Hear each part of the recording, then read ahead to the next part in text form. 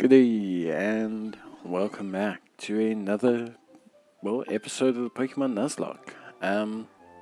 Disclaimer, you will notice that our Mudkip is now a male, and also that they may have changed their nature.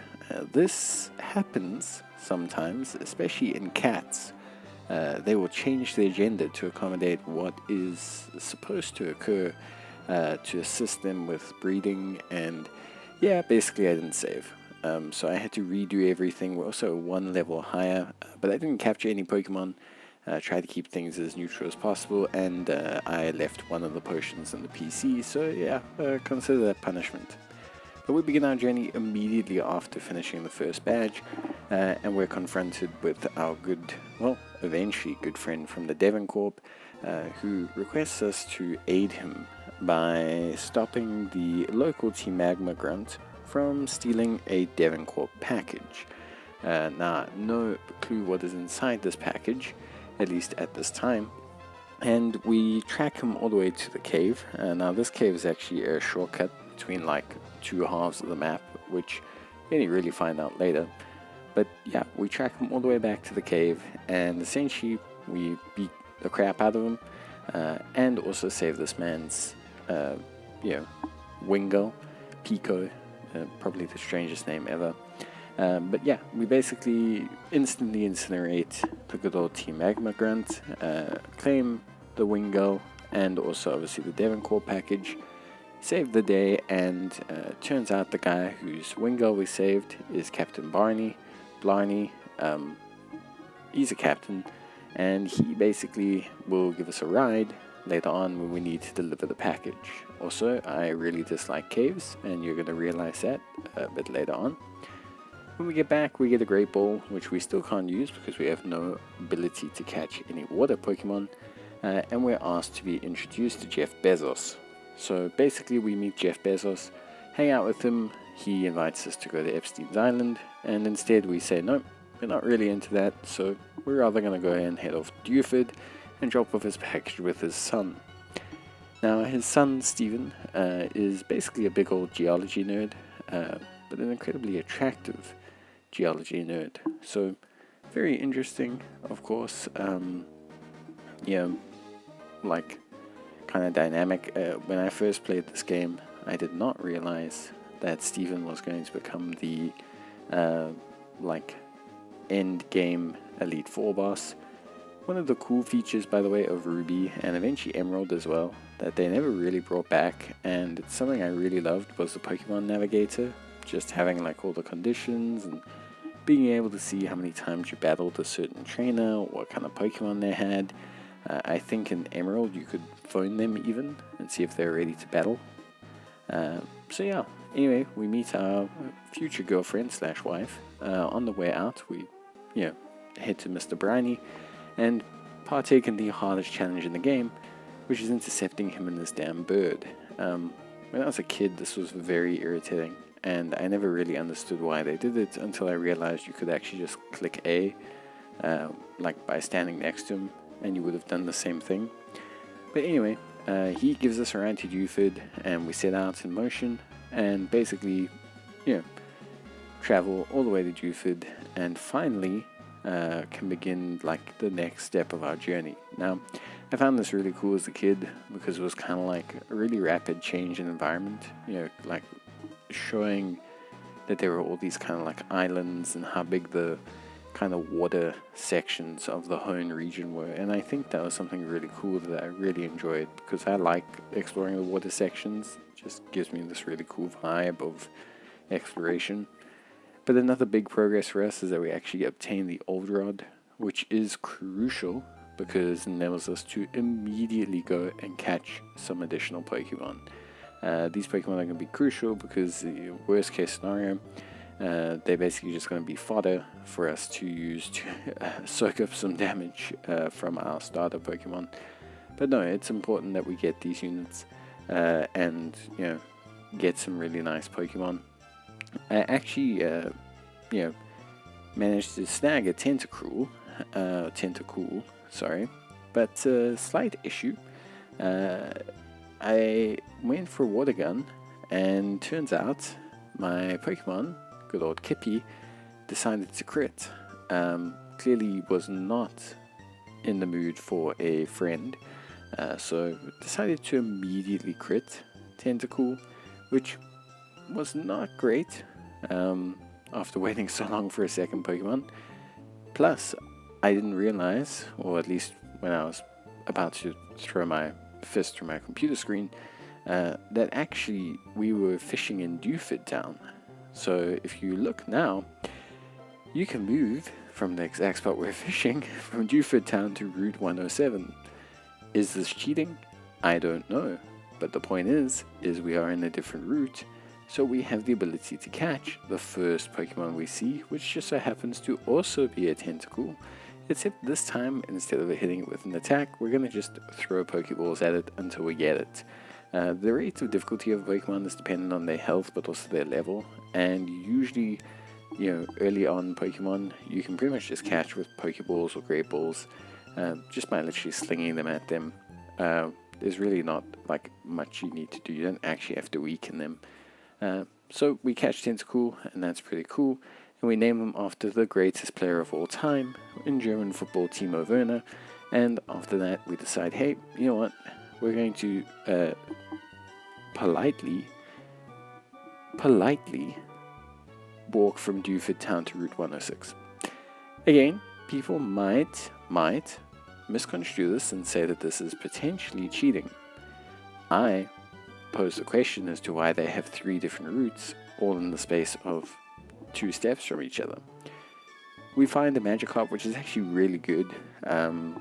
Although it's obviously a super common Pokemon, grabbing a Magikarp is actually really solid for us for 2 reasons. One, Magikarp obviously, as anyone who's played Pokemon knows, becomes Gyarados. And 2, Magikarp, as everyone knows, becomes Gyarados. So basically, the big thing with good old Marvin is that eventually he will become a Gyarados, and we should be able to use him quite well. Gyarados is a Dragon-type Pokemon. Obviously, for those who don't know, Steven, the final Elite Four member, is a Steel and Dragon-type user. So, the guy before him, Drake, is a Dragon-type user. So it's very important that we have a Dragon Pokemon. We're also going to definitely need a Ice Pokemon, and obviously Gyarados is one of the few Dragon/Ice type Pokemon that exist. Now we go straight to the cave, which is a bit weird. Most people go to the gym first, obviously, to unlock Flash. We do not need Flash. We're going to use the powerful art of walking into all the walls until we eventually figure out where the hell we need to go.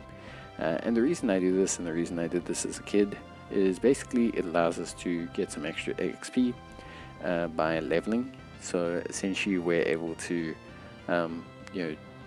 work our way through the dungeon or cave and just kind of pick up a little bit more extra EXP, which is obviously great.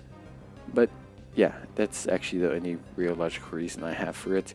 There's also an Everstone that we can pick up, which is kind of useful, but generally speaking it was just for a little tip of EXP that obviously helped us out. It also just made more sense to me as a kid, but yeah, that is what it is. So after like 40 minutes of stumbling around in the dark, well, not quite, but like after 20 minutes of stumbling around in the dark, eventually we find our way out.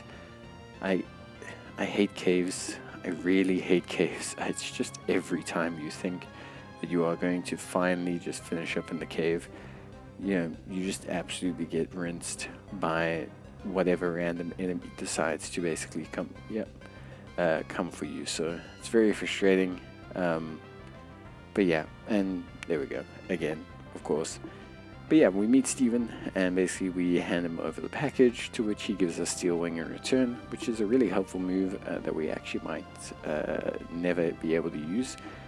But Steven's pretty cool, so basically we give him the item, realize he's a bit of a Chad, and then essentially we're now able to leave the cave.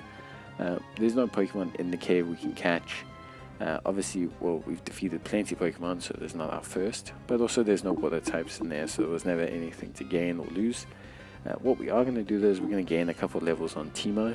It's not so important to have levels on Marv. We'll probably use Daycare for him, But the big thing is we need to level up Teemo. So cue the montage, of course, or the jump cuts of all of the battles that we'll be going through. Or like a super cut, I guess, of all the battles that we'll be going through. But yeah, basically I ran around the cave and just basically spawned battle after battle after battle. Almost died like twice as well, just for good measure.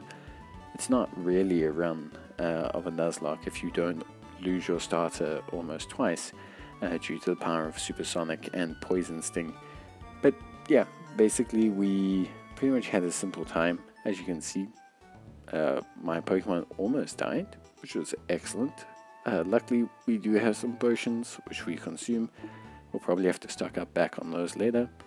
But yeah, essentially we farmed up a couple levels for Teemo. Realistically, we're aiming for around 5 levels.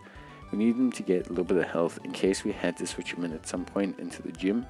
We needed him to soak up a hit or two, and by doing so we need him to have a little bit of health. He also will be our pony, so Surf, Waterfall, all of these moves are going to definitely fall onto good old Teemo, unfortunately, but they're not bad moves, so it'll be more than fine, because Marsh Stomp, or Kippy, as the universe wants him to be known as, Kippy is going to be a lot more centric towards like the ground type moves and things like Ice Beam and that we need to kind of accommodate the other typings, because he's going to be a much higher level naturally. So yeah, but it was good to pick up some levels, especially for the double battles as well. You don't want him to also accidentally die in one hit, because there will be some double battles later.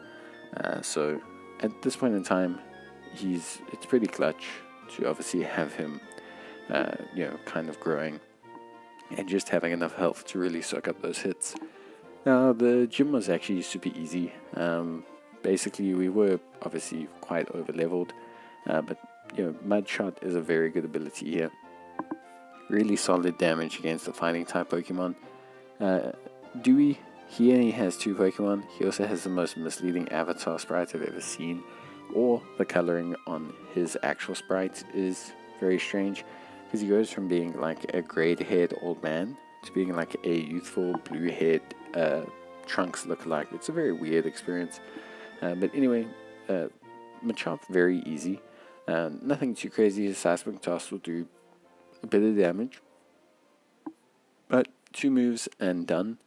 And the Makuhita is the same. Now the only thing with Makuhita is we're going to go for Mud Slap for our first move. The reason being is Makuhita knows Sand Attack, and if he gets 1 or 2 of those off, it actually can cause us a lot of problems, because we do actually have like Mud Shot is a lower accuracy move, and Tackle won't do a lot of damage to him. So we get the Mud Slap off, which is great, and then that in turn lets us essentially have free reign to kind of knock him out. So very chilled dungeon. Obviously we are quite strong. I did have to contemplate Mud Sport because the next gym is a bit far away. It's actually quite a journey to the next one.